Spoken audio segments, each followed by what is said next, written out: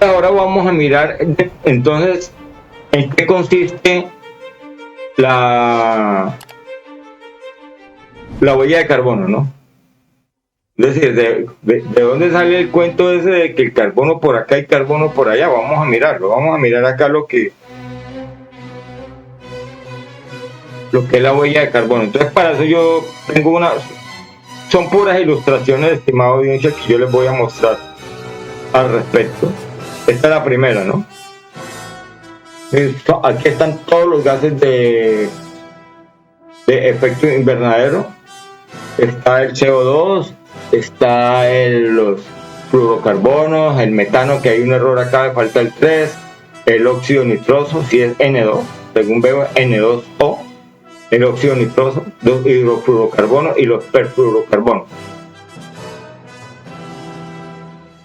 ¿Sí? Entonces lo que se está tratando normalmente acá, en esta parte, lo que son la huella de carbono, es cuáles son las emisiones que se están produciendo. ¿Sí? ¿Cuáles son las emisiones? ¿Qué es lo que está emitiendo carbono? Establecer quién es el que emite carbono y cuánto carbono emite. ¿Quién es el que está emitiendo estos gases de efecto invernadero? Entonces ya miramos las cosas ya lo que es a nivel industrial. A nivel industrial. Entonces tenemos una industria cualquiera que produzca, por decir, zapatería. Una industria pequeña. Entonces ella va a necesitar procesar un cuero, va a necesitar procesar una madera, todo lo que hacen van a necesitar transportarlo, etcétera. Entonces ellos van a emitir todo eso, toda esa energía que ellos gasten va a tener emisiones de todos estos gases, ya por energía o por la mera actividad nomás. ¿Sí? Y resulta que eso que ellos están utilizando también, esos productos, esas materias primas también tienen un origen donde también hubo unas emisiones, ¿sí? Que ya son lo que ellos llaman aquí actividades tercerizadas, que también usaron otras fábricas para producir esas materias primas. Ya pongamos acá, por ejemplo, una computadora, lo mismo, esas computadoras también vienen de otras industrias, todas generan emisiones, sino que estas ya le llaman tercerizadas, no son emisiones directas. En eso consiste la huella de carbono, la industrial, estamos hablando de la industrial. No es de que digan que, no, es que yo tengo un panel solar y que esto no me emite. No, el panel solar ya emitió desde que comenzaron la explotación en la minería, allá en las minas para sacar el sílice. Vamos a llamarle aquí indirecta, ese panel solar. ¿Sí?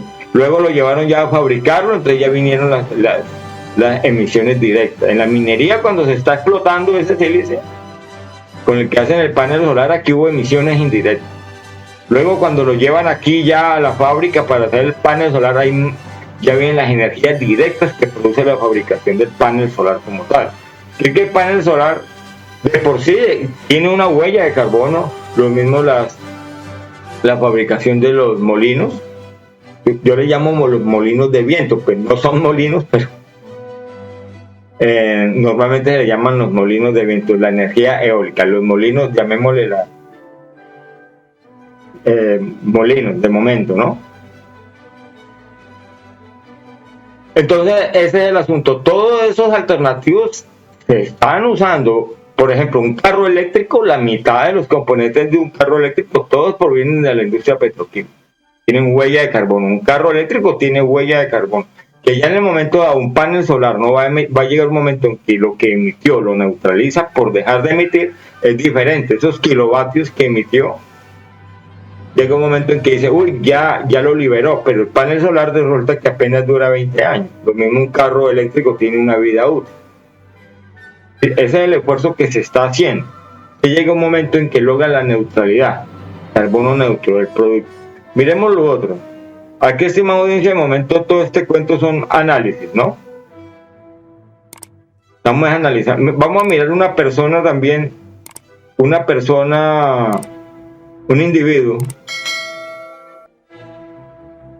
individuo como produce también emisiones ya personales como individuo. Por ejemplo, cuando agarra el carro de la casa al trabajo, cuando prende el bombillo. Yo ahorita en este momento estoy emitiendo CO2 porque estoy usando electricidad, estoy usando luz. En las basuras emiten metano, emiten los dos. Toda descomposición emite dióxido de carbono y metano, que se está devolviendo a la Tierra, al planeta, sea a la atmósfera o a la litosfera. Y las carnes, las reses están consumiendo esa materia, esa biomasa, ese pasto, y también lo conviene. La carne también tiene ahí sus proteínas, yo les mostré, ¿no?, los enlaces en carbono, ¿no? En la primera sesión de esta parte B, les mostré cómo las proteínas, los ácidos nucleicos, todas son moléculas complejas basadas en carbono, en uniones de carbono, en enlaces de carbono consigo mismo y con otros elementos que no sean muchos tampoco, ¿no? Pues cada persona también va sumando y produce unos kilogramos de dióxido de carbono al año. Ya esos promedios ya los miramos, ¿no? Eso ya los vimos en la segunda sesión de esta presentación. En Colombia produce más o menos 2 kilogramos, 2 toneladas por habitante al año. Es decir, 2.000 kilogramos. Producimos aquí en Colombia cada habitante. Cada país tiene cifras diferentes. Eso ya se explicó en la parte B de esta presentación. Ahí va sumando el carro, la luz eléctrica, las basuras y la agricultura, los productos de agrícola, las carnes, etc. Todo lo que venga del ganadería y agricultura. ¿Sí? Dejamos una huella de carbono. Y ya esta tercera huella de carbono es la del producto como tal, un solo producto. Por decir, una computadora se diseña, ella está usando una cantidad de recursos para producir una cantidad de minerales, de procesamiento, etcétera. Luego ya se produce, luego se empaca para despacharla, luego se transporta, luego se distribuye, se usa y luego se dispone. Todo eso genera dióxido de carbono, todo ese ciclo.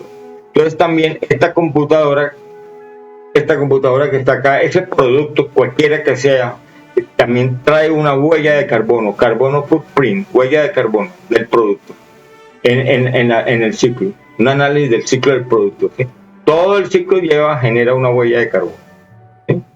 Entonces, para que ya con eso nos damos cuenta que toda actividad humana, desde que el hombre primitivo comenzó a cocinar sus alimentos, a emitir dióxido de carbono, empezamos a distanciarnos de los animales porque los animales no cocinan sus alimentos y a generar más dióxido de carbono de lo normal. Y ya en la época de la revolución industrial, con la máquina de vapor que usa carbón, que calienta un agua que luego forma vapor y que mueve un pistón,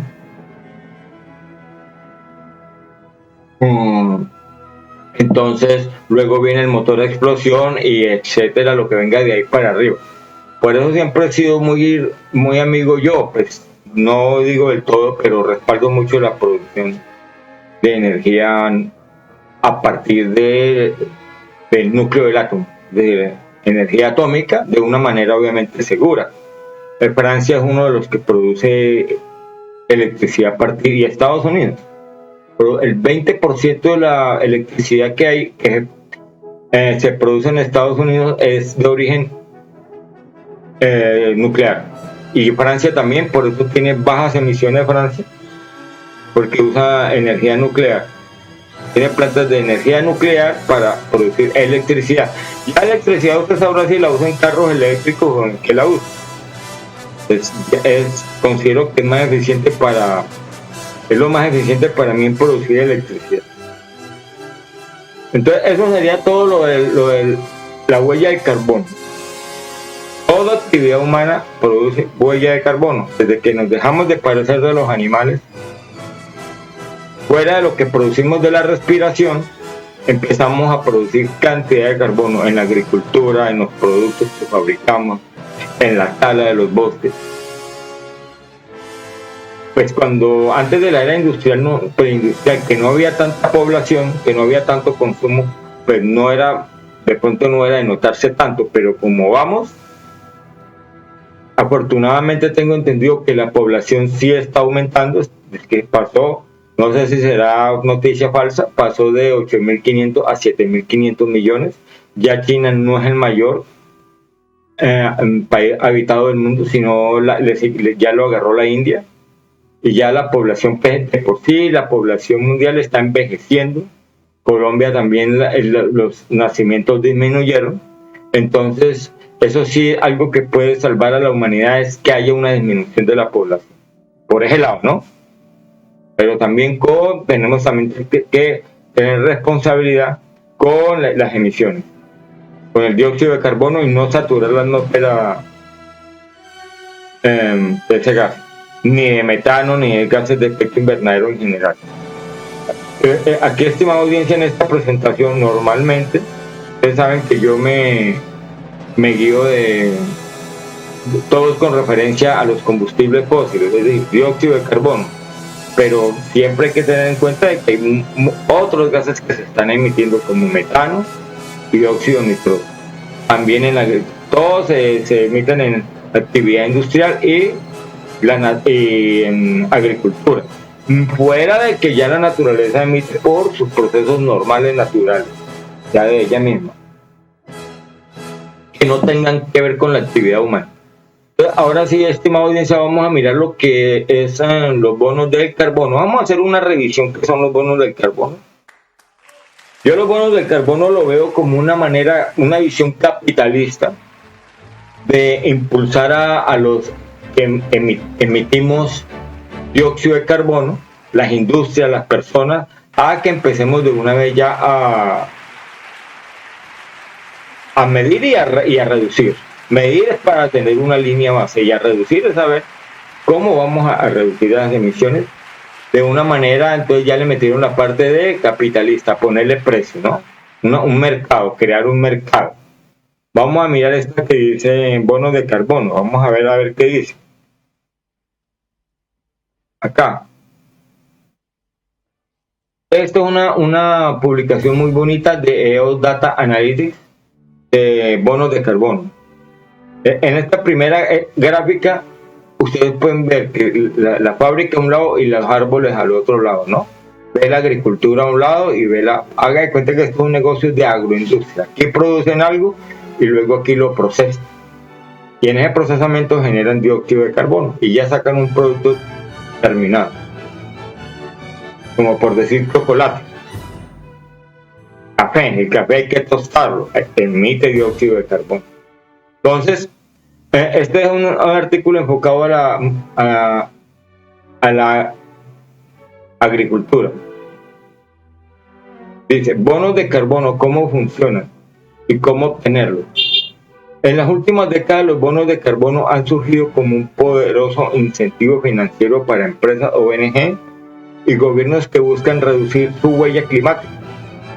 En este artículo repasaremos desde la más destacada iniciativa en materia de regulación, como el Protocolo de Kioto o el Pacto Climático de Glasgow, hasta los procedimientos de validación y verificación. Muy importante esta parte de validación y verificación para generar bonos de huella de carbono. Asimismo, veremos las implicaciones en el uso de los bonos de carbono y qué deparará el futuro, gracias a las innovadoras que van surgiendo. ¿Qué son los bonos de carbono? ¿Qué son los bonos de carbono? Los bonos de carbono, también denominados créditos de carbono, son un permiso de emisión de una cantidad. ¿A qué le llaman que un permiso? Pues se puede ver así, pero usted va a emitir, se puede ver como un permiso de una cantidad determinada de dióxido de carbono y otros gases de efecto invernadero. Por cada bono de crédito se puede liberar a la atmósfera 1 tonelada métrica de dióxido de carbono, una cantidad equivalente de gases de efecto invernadero. Eso es lo que ellos llaman un mercado de carbono. Un crédito de carbono es 1 tonelada de dióxido de carbono. Esa es la moneda, llamémoslo así, esa es la moneda que se trabaja En los bonos de carbono, ¿qué quiere? Una moneda, como decir un bono, no le llamemos tanto moneda, un bono. ¿Qué quiere? Que va a estar sometido a las leyes de oferta y demanda, puede aumentar y puede disminuir de acuerdo a un mercado dado. ¿Cómo se crea el bono de carbono? Entonces se crea invirtiendo en todo lo que tenga que ver, de acuerdo con la ley, en energías alternativas, como son generación de eólica, solar, térmica, todo lo que sea alternativo a eso. Entonces, eso, cuando usted tiene una producción produce energía a partir de ese modo, de esa forma, le genera un bono de carbono. Sea en kilovatios, si es en kilovatios, usted ya lo pasa a toneladas de dióxido de carbono y le dan un bono que usted puede llegar y vender en un mercado dado. Como salir y produjo aguacate y usted lleva, ¿qué hace? Va y lo lleva a un mercado y allá los ofrece y los vende y llegan unos compradores y lo compran, no es todo. Eso por el lado de alternativo. Por el lado de reforestación también hay. Por el lado de agricultura sostenible también hay. Miremos acá esta planteamiento que hace sobre agricultura sostenible también se crea. Aquí dicen que los árboles absorben CO2 mediante la fotosíntesis. La agricultura sostenible fomenta el secuestro de carbono en el suelo. Oye, y que por medio de la agricultura se puede capturar ese carbono y el carbono queda, como lo hemos explicado en el ciclo del carbono, queda capturado en el suelo. ¿Sí? El carbono se mineraliza y humidifica en el suelo. Vean, una belleza, ¿verdad? El ciclo, lo que llama la agricultura sostenible.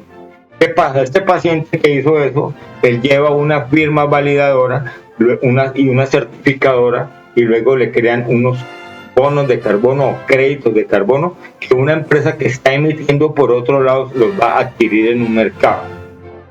El precio, como dicen, va a variar. Entonces, eso es básicamente todas esas actividades que ustedes hagan en agricultura, en reforestación, en alternativos, va a crear un bono de carbono en toneladas. Entonces se le da un precio. Ya, la tonelada está, por ejemplo, en la ley dice que está a 25,000 pesos. De pronto en el mercado la consigue más barata, entonces ya con eso va pagando, va desembolsando menos. Porque obviamente el gobierno acepta, como yo le leí en la ley, acepta hasta el 50% acepta de bonos. De pronto los consigue más baratos por otro lado y ya va a ganarse. Pero la idea siempre de estas leyes es desincentivar el uso, es decir, por lo mismo dicen que ya no quieren subsidiar para que la gente no se anime a gastar tanto combustible. Aquí están, estos son los mercados del carbono, los créditos del carbono. Hay unos vendedores que tienen unos alternativos, energías alternativas como energía eólica, los paneles solares, y también tienen una arborización, pues, y aquí hay unos compradores que compran, entonces equilibran. Los compradores fabricantes equilibran, es lo que llamamos nosotros normalmente carbono neutro. ¿Sí? Eso no tiene chiste entender eso. Si obviamente se le va a dedicar exclusivamente a los bonos del carbono, ya es un tema muy aparte, que es el tema del gaje del oficio, que ya ustedes en las redes encuentran bastante de ese tema, ¿no? Del mercado, cómo es un proyecto, y ya gente que está en el gaje del oficio que les pueden hacer un trabajo a una empresa, a una corporación determinada. Puede ser a Terpel, puede ser a Zenit. Ya le plantean, vea, vamos a hacer esto y ya, y vamos a producir estos bonos de carbono. Entonces, ¿cómo producir y emitir bonos de carbono? Las empresas tienen la oportunidad de generar bonos de carbono participando en diversas actividades y proyectos de bonos de carbono, especialmente en aquellos relacionados con la reducción, captura, almacenamiento de emisiones como iniciativa de energía limpia, gestión de la energía, mejora del secuestro del carbono, gestión de la tierra, reforestación y reforestación. Esta me gusta a mí mucho, pero las otras también son buenas, porque ellos casi siempre nos la dan Me han gustado cuando Ecopetrol me da la cifra en equivalente de árboles. Por decir, ellos dicen, uy, vamos a dejar de emitir tanto, equivale a tantos millones de árboles. Uno dice, oiga, pero qué bueno, ¿no? Por un X proceso que están haciendo. Entonces hacen ese planteamiento, ¿no? ¿Sí? Esa comparación con millones de árboles.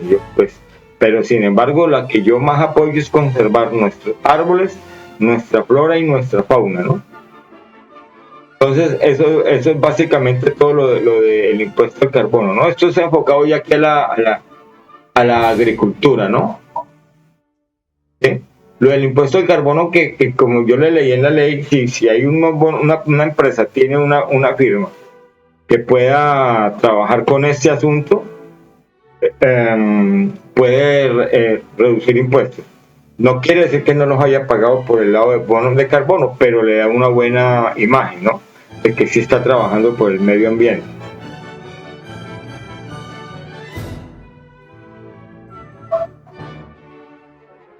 Esta otra que les preparé, estimado, todo aquí es gráfico, estimado audiencia.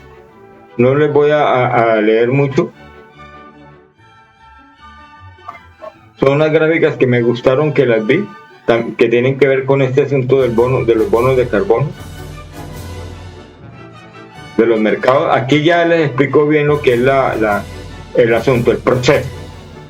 Esta primera gráfica que me gustó es para mostrar el ciclo del carbono acá, que ya se los había explicado, pero vamos aquí ya como a nivel local, por decir, en un biosistema, en una selva aquí tropical, en cualquier región, en el Putumayo, por ejemplo. Entonces, hay unos árboles, hay unos animalitos, entonces los árboles toman el CO2 de la atmósfera y producen oxígeno. Los animalitos comen de estos, la cadena alimenticia, ¿no? De estos arbolitos, y todos nos vamos llenando de carbono, las plantas y los animales. ¿Sí? Entonces, todo el carbono se va atrapando, y otro también va pasando a la atmósfera, ¿no? Eso es lo que se está mirando, dice. El crecimiento, uso de combustibles fósiles y la deforestación hacen que se emita a la atmósfera más carbono del que los sistemas naturales pueden capturar, generando un desequilibrio en el ciclo del carbono. El carbono extra producido por los humanos no alcanza a ser reabsorbido y se acumula en el aire del planeta. Ese es el ciclo del carbono, ya lo hemos hablado, ya lo explicamos en el ciclo del carbono. Eso es lo que ocurre, ¿no? Si deforestamos, emitimos dióxido de carbono. Si se muere un animalito de esto, también se emite dióxido de carbono y metano. Entonces, eso es lo que se está mirando acá básicamente. El ciclo del carbono es el proceso mediante el cual esto se mueve por la atmósfera, la biosfera, la litosfera, los océanos. Este ciclo es indispensable para que se mantenga el equilibrio en la Tierra. Muy bonito, muy bonita el esquema. Ya lo habíamos visto, estimada audiencia, pero no sobra repetirlo. Ahora sí ya vamos a mirar acá lo que es el sistema, ¿no? ¿En qué consiste el sistema? Hay unos actores del gobierno, pues los gobiernos sacan una normatividad, una legislación. Ya sabemos que el Ministerio de Minas saca, la DIAN, toda nuestra institucionalidad saca una normatividad. Hay una agencia de control de calidad, Incontec, etcétera. Todo eso pues, obviamente cuando comenzamos con estas leyes que les he mentado, el país no tenía esa institucionalidad todavía, pero la estamos formando. Entonces, los actores hay un desarrollador intermediario, desde que invierte en los proyectos esperando generar ganancias, implementan las metodologías para calcular la mitigación intermedia en la generación y venta de los bonos, debe garantizar la implementación de las salvaguardas sociales y ambientales. Este desarrollador es un empresario, vean, ahí está el signo P. Es ese empresario que va a empezar a trabajar con el que sea en las comunidades indígenas, sea un empresario que emite, con el que sea. Luego vienen los organismos validadores y verificadores. Son los encargados de verificar la reducción o absorción de emisiones que genera un proyecto. ¿Sí? Muy importante. Las verificaciones, que no nos vayan a decir que emitieron tanto, pero resulta que fue menos, que dejaron de emitir o en cualquier término que lo den, o dejar de emitir, o en convertir en dióxido de carbono por medio de reforestación. Ya vienen los certificadores que ya dicen avaladas por el Estado, obviamente por el Ministerio del Medio Ambiente, por INCONTEC, por las normas, agencias internacionales, establecen los criterios y evalúan los resultados de los proyectos, emiten certificados o bonos a título del desarrollador cuando el proyecto cumple con los parámetros. Ya, ahí ya quedan esos bonos, tantas toneladas. Y cada tonelada tiene un precio, ya lo sacan a un mercado y lo venden. Les vamos a pagar a tanto a tonelada. Yo, por ejemplo, hablábamos de cifras de 25.000. Eso es la tonelada en la última resolución que le di, que tratamos, en el 2024. Pues ya los precios quedarían así más o menos en ese una referencia, pues. Que dice, empresa contaminante, compran bonos de carbono por obligación o de forma voluntaria y con esto pagan más barato lo que deberían pagar por el impuesto al carbono. Esa es la idea, ¿no? Esa es siempre la idea. Las comunidades locales, aprobación y firma del contrato con los intermediarios, cuidan el bosque, son los dueños verdaderos del proyecto y deberían quedarse con al menos el 60% de las ganancias. Son los salvaguardas, ellos son los guardabosques que obviamente requieren algo a cambio, un pago por eso. Pero entonces este 60% que está acá lo veo como bastante optimista, porque eso es una inversión bastante grande, la que está haciendo el empresario, el desarrollador intermediario, que no creo que la recupere tan fácil. Se demora un rato para recuperarla mientras el ciclo del proyecto. Entonces luego ya queda una plata y de por sí pues entonces hay muchas quejas al respecto de parte de nuestras comunidades indígenas. Yo de momento no voy a decir porque es otro tema, ya me tocaría hacer una veeduría especial para yo decir qué tanto les están dando en la cabeza a nuestras comunidades indígenas que están salvaguardando nuestras selvas. Hay un punto también que por las buenas, ellos están trabajando por las buenas, pero ellas tienen una cantidad de grupos al margen de la ley, grupos subversivos, que tampoco los dejan trabajar.